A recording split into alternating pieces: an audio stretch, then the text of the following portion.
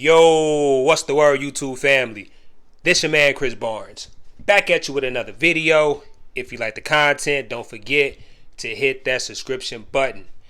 Now, with that being said, let's get into what we came to talk about. Alright, y'all, look, for anybody that's been watching my channel for the past 2.5 weeks, we've taken a deep dive into the Epstein files. Now, the Epstein files, you all, after reading the horrific evils that these powerful elitists are capable of, it motivated me to clean my life up, like completely, because I understood that a small sin can turn into something that you can no longer control.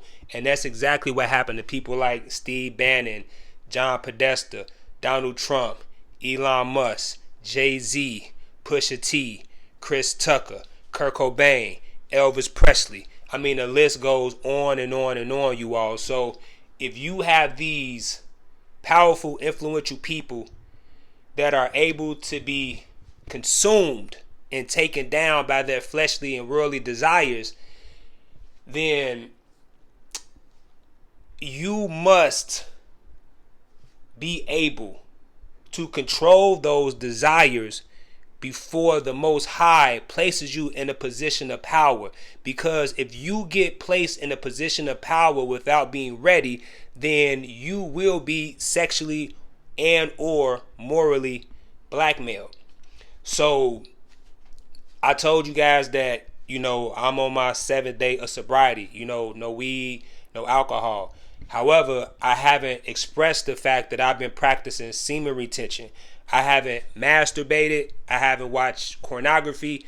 I haven't indulged myself in prostitution, nor have I been lusting after women for the past 14 days, give or take, maybe 12 days.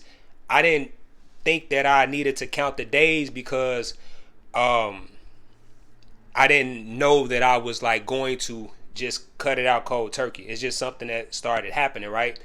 So ever since I've been practicing semen retention, ever since I've been not focused on lusting after women, don't get me wrong, I'll have a conversation with a woman, I'll talk to a woman. However, when I'm talking to a woman, I look at her directly in her eyes and I'll call her a queen. I tell her to have a nice day, and then she walks away, you all. I don't look back. You get what I'm saying? And it's not because I don't want to. It's because I understand that I need to use all of my energy into being a servant of God. No lie, y'all. Like, I know y'all might think I'm trolling because I don't normally talk like this, but I'm in my right frame of mind, right? So when you consecrate yourself to the Most High, He gives you gifts and He drops things in your spirit. And I remember people will always tell me that, but I'm like, man, y'all lying, y'all cap. You know what I'm saying? It ain't no way in heck's name that God just gonna drop something in your spirit and it's just gonna be an epiphany, right? So we've been taking a deep dive into the Epstein files, and the Epstein files, it's coded. Epstein has heavy coded words in these files that a lot of people haven't paid attention. See, we all know what the cream cheese mean. We all know what the cheese pizza mean. We all know what the beef jerky means. But there's two things that people are confused about. One of them is whoops. And the second one, you all, is grape soda. A lot of people, including myself, could not understand why these billionaires was so infatuated with this grape soda. I gotta come over there and get some of this grape soda. I gotta come over and get some of this grape soda. And then I got to thinking about the Epstein file that I read. And in this file, Jeffrey is talking to one of his clients. And his client is telling Jeffrey that he feels weirded out because every time he goes in his room to sexually assault this minor, the minor is in the corner praying to Jesus. And Jeffrey's response was, next time it happens, dress up like him. And eventually he goes, whoops, which means he unalived that minor, right? So I got to thinking, like, because you know what, Jeffrey Epstein, he mentioned Jesus at least 3 times in his files, and he wasn't speaking highly of Christ. And when he got to talking about Christ, it got me to thinking about his crucifixion. And as I got to thinking about Christ's crucifixion, I got to thinking about a church that I went to as a child called GRAPE Temple. Now, GRAPE Temple, every third Sunday, we had something called communion. And during communion, you all, we would eat a cracker and we would drink grape juice. The adults would drink the wine, but the minors would drink the grape juice. And during communion, you all, you eat the cracker because it symbolizes you eating the flesh of Christ. Okay? And when you drink the grape drink, it symbolizes you drinking the blood of Christ. So I got to thinking, grape soda don't stand what the mainstream media is telling you all it stands for. Grape soda doesn't mean taking away a child's innocence in a sexual way. You all, grape soda is code for blood. All right. These satanic pedophiles are drinking the blood of our children. And this is what grape soda is code for. All right. Now, this isn't to be graphic. This isn't to be, I'm not rage baiting or clickbaiting. This is strictly to inform the masses because we need to know the evils that we're facing. Jeffrey Epstein had baby harvesting farms. Jeffrey Epstein was a blood drinker because there's too much grape soda in the documents. All right. So I hope that answers your question as what's grape soda. It's children's blood. All right, you guys. So, what I want us to start doing as a collective, because I know everybody getting mad and getting upset and they want to get out in the city and march and riot and do all these other things to start a revolution. But I'm here to tell you guys that in order for things to change in the world, we must change from the inside first. You know what I'm saying?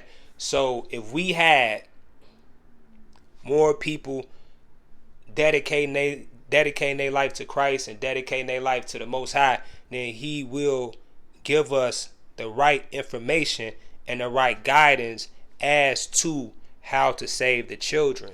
Because as of now, you all, our children are being ritualistically abused. We just seen Michael Jordan on camera literally assault a child, and the mainstream media is pretending like he was just trying to get ice out of the child's back. So it's time for us to wake up. It's time for us to be aware. The Bible really talks about sobriety and how God says keep your mind sober and keep your mind clean. So I want everybody to start cutting back on the drugs, the money, the power, and the sex. I remember it was one of the Muslim brothers in Chicago, and he was doing an interview, and he was saying y'all don't know what I deal with. Y'all don't know what I deal with. He go, man, I got brothers that's addicted to marijuana. I got brothers that's addicted to marijuana. And he was like, man, what y'all don't know is nowadays I got these brothers saying, hey, man, I went a day without smoking. I went 2 days without smoking. He was like, that's a start for me. And when he said that, during the time when he said it, I laughed because I'm like, man, that ain't no start.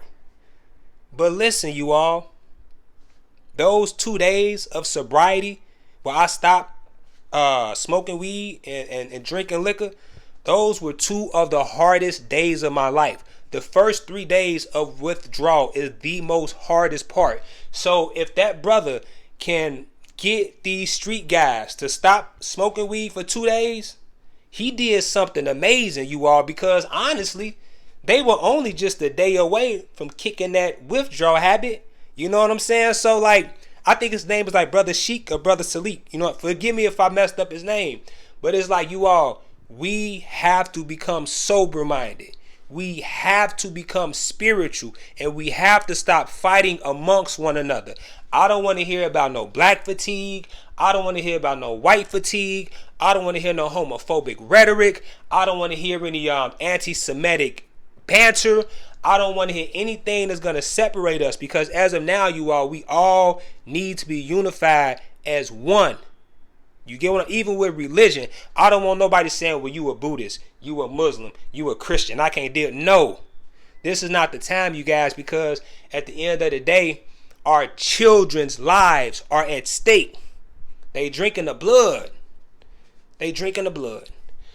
Peace and love to you all. I'm going to catch y'all on the next upload. If y'all feel the message, I understand that I've been dropping a lot of content, and that's because I'm practicing semen retention. So a lot of the energy that I have, typically I would go jerk it off, or I would go over to TJ and, you know, buy a prostitute. However, I want to be redeemed, and I have to take this day by day. So, you know what I'm saying? Just pray for me as I pray for you. You know what I'm saying? This is day 7 of sobriety for me, and I'm loving this, you all. Like, I never felt so good in my life. And I remember, and shout out to the Muslim brothers, because, like, you know what I'm saying, like, they got that figured out. You know what I'm saying? Like, I want you all to feel like this. I ain't gonna lie, like, you all, I couldn't go to the bathroom and take a crap without smoking a blunt.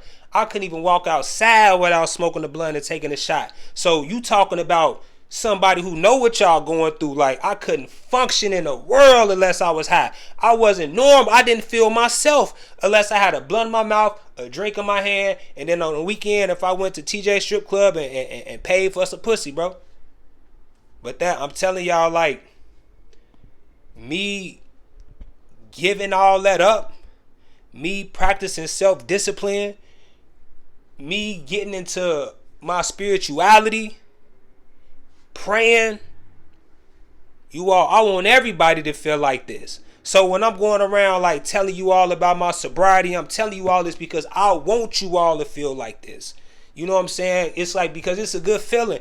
It's a feeling of freedom, not to have a chain, an invisible chain of bondage on you, because that's what it is. When you be getting high, you be getting drunk, it's an invisible chain, like a chain ball that slows you down. So, you know what I'm saying, guard your heart, guard your mind, and just take it, you know what I'm saying, a step at a time and day by day, because we need soldiers out here, y'all. Like, and it's another reason, like, we need these soldiers, because when Christ comes back, who do you think will fight in his army? It's going to be people like me and you. So, you know what I'm saying? For anybody that's struggling with addiction, for anybody that's struggling with depression, for anybody that's struggling with taking your own life, the best solution that I got for you, because I've had these thoughts before, was to find God. For real. Like, I know y'all might think it's like cliche, but it's not. And here's the thing, like, you might think you know how to pray, because I was like, I know how to pray. I know how to pray. But what I did was, like, I'm going to tell y'all, if I had you know what I'm saying, if I was angry, I'll Google a prayer for anger. And then I'll read the prayer, and then I'll read it out. I'll get on my knees and I'll read that prayer for anger out loud. And it helps me. You know what I'm saying? So prayer changes things, y'all. You know what I'm saying? I'm living proof of that. You know what I'm saying? Just pray for me as I pray for you. And I love y'all. I'm out.